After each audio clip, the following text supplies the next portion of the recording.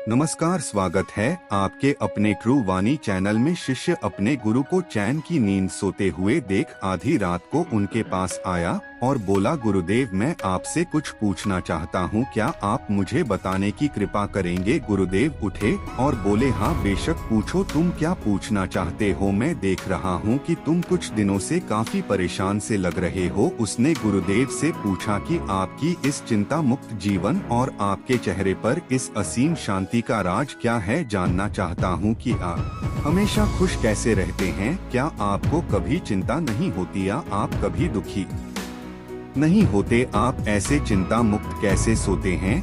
गुरुदेव ने बोला, अब मैं तुम्हें जो बता रहा हूँ तुम उसे ध्यान से सुनो, और यह चीज रात को सोने से पहले ठीक 5 मिनट के लिए तुम्हें करना है। उसने पूछा, गुरुदेव, आखिर रात को सोने से पहले ही क्यों, और आखिर 5 मिनट तक ही क्यों करना है? गुरुदेव ने बोला, तुम मेरी बातों को ध्यान से सुनो, क्योंकि यह बातें तुम्हारी जिंदगी बदलने वाली है। रात को सोने से पूर्व 5 मिनट तक तुम अगर इस काम को करोगे तो तुम्हें जिंदगी में हर वह चीज मिलेगा जो तुम चाहते हो। धन, दौलत, शोहरत, असीम शांति और खुशियाँ, सब कुछ तुम्हें मिलेगी।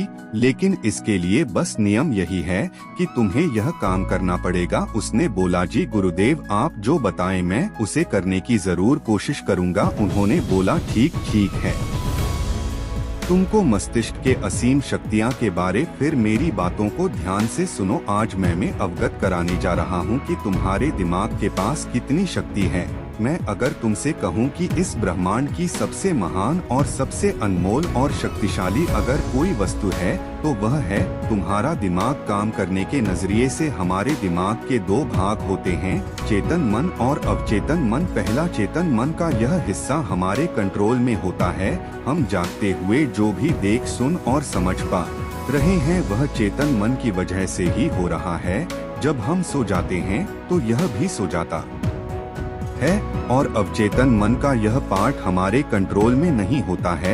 जब हम सो जाते हैं यह तब भी जगता है। सपने आदि इसी की वजह से आते हैं। चेतन मन और अवचेतन मन को एक उदाहरण द्वारा समझा जा सकता है। जब भी कोई व्यक्ति पहली बार मोटर बाइक चलाना सीख रहा होता है तो उसे मोटर बाइक को ध्यानपूर्वक नियंत्रित करना होता है। शुरुआत में वह संतुलन नहीं बना पाता और थोड़ा डरा हुआ भी रहता है, लेकिन कुछ दिनों बाद जब वह मोटर बाइक चलाना सीख जाता है तो अब उसे मोटर बाइक को नियंत्रित करने के बारे में सोचने की भी आवश्यकता नहीं होती। अब मोटर बाइक अपने आप नियंत्रित हो जाती है और अब तो वह मित्रों के साथ बातचीत करते हुए या कोई और कार्य करते हुए भी मोटर बाइक चला सकता है। ऐसा क्यों होता है? शुरुआत में जब व्यक्ति पहली बार मोटर बाइक चलाना सीख रहा होता है तो वह अपना चेतन मन इस्तेमाल कर रहा होता है, लेकिन जब वह बार बार मोटर बाइक चलाने की प्रैक्टिस करता है तो अब यह अनुभव उसके अवचेतन मन में संग्रहित स्टोर होने शुरू हो जाते हैं और धीरे धीरे अवचेतन मन चेतन मन की जगह ले लेता है। हमारा अवचेतन मन एक ऑटो पायलट सिस्टम की तरह है जो अपने आप स्वचालित तरीके से कार्य करता है। सभी स्वचालित कार्यों जैसे सांस लेना, दिल धड़का आदि कार्य अवचेतन मन के द्वारा ही किए जाते हैं। हमारी आदतें और रोजमर्रा के सभी कार्यों में अवचेतन मन का महत्वपूर्ण योगदान होता है। हमारे हर एक विचार का हमारे अवचेतन मन पर महत्वपूर्ण प्रभाव पड़ता है, या यह कह सकते हैं कि हम जो कुछ भी सोचते हैं या करते हैं उससे हमारे अवचेतन मन की प्रोग्रामिंग होती जाती है और फिर बाद में धीरे धीरे अवचेतन मन उस कार्य को नियंत्रित करने लगता है। हमारी आदतों और धारणाओं का निर्माण भी ऐसे ही होता है और बाद में वह आदत स्वचालित रूप से अवचेतन मन के द्वारा नियंत्रित होती है। यह हम पर निर्भर करता है कि हम अपने अवचेतन मन की प्रोग्रामिंग कैसे करते हैं। एक बार प्रोग्रामिंग हो जाने के बाद अवचेतन मन उसी के अनुसार कार्य करने लगता है, चाहे वह कार्य गलत हो या सही। चेतन मन को अवचेतन मन का चौकीदार या गेटकीपर भी कहा जा सकता है। दरअसल हमारा हर विचार एक बीज की तरह है और हमारा अवचेतन मन एक बगीचे की तरह है। हमारा चेतन मन यह निर्णय करता है कि अवचेतन मन में कौन सा बीज बोना है और कौन सा नहीं। हम कभी कभी अनजाने में अपने अवचेतन मन की गलत प्रोग्रामिंग कर देते हैं, जैसे अगर मैं यह सोचता हूँ कि आज का यह काम कल कर लूँगा, तो यह छोटा सा विचार धीरे धीरे मेरे कार्य को कल पर टालने की आदत बन सकता है। इतना सब सुनकर उसने गुरुजी से पूछा, लेकिन इसका नींद से क्या तात्पर्य है, और सोने से पहले 5 मिनट तक हमें क्या करना है, और चिंता मुक्त जीवन का रहस्य क्या है, आप वह हमें बताएं। गुरुदेव ने बोला, हर चीज को सीखने की जल्दी अक्सर इंसान को गलत जानकारी देती है।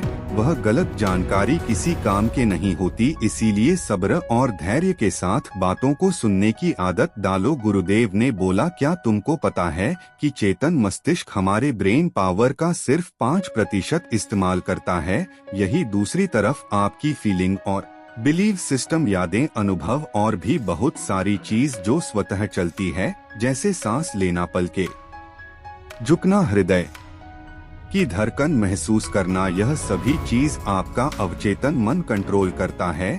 यह आपकी ब्रेन पावर का 45% इस्तेमाल करता है। आपके अवचेतन मस्तिष्क की प्रोसेसिंग पावर लगभग 40 मिलियन बिट्स पर सेकंड होता है, यानी कि अवचेतन मन से लाखों गुना ज्यादा है। अवचेतन मन के पास इतनी क्षमता है कि ब्रह्मांड की अनंत संभावनाओं को बड़ी आसानी से सच कर सकता है। जिंदगी में एक बात हमेशा याद रखो, तुम जो भी हो, जैसे भी हो, अपनी सोच की वजह से हो। तुम अपने दिमाग को जैसी बातें बताते हो, जैसी चीजें दिखाते हो और जैसी बातें सोचते हो, वैसे तुम बन जाते हो और वैसे ही तुम्हारी जिंदगी होती है। और इन्हीं वजहों से सुख दुख और तुम्हारे मन का सुकून, शांति, सब कुछ मिलता है और सब कुछ खो भी जाता है। इसीलिए खुद को सही दिशा देना जरूरी है। क्या तुमने कभी ऐसा अनुभव किया है कि जब तुम सोते हो तब तुम घटना के बारे में सपना देखते हो, जिससे आप सोने से चंद मिनट पहले सोचा था या बोला, देखा या सुना होगा? अगर आपके साथ ऐसा कुछ अनुभव हुआ है, उसने बोला, हाँ गुरुजी, सोने से पहले जब हम आधा सोए आधा जागे हुए अवस्था में होते हैं, तब हम तैयार होते हैं अपने अवचेतन मन में उन विचारों को डालने के लिए जिसे हम अपने जीवन में प्रदर्शित करना चाहते हैं।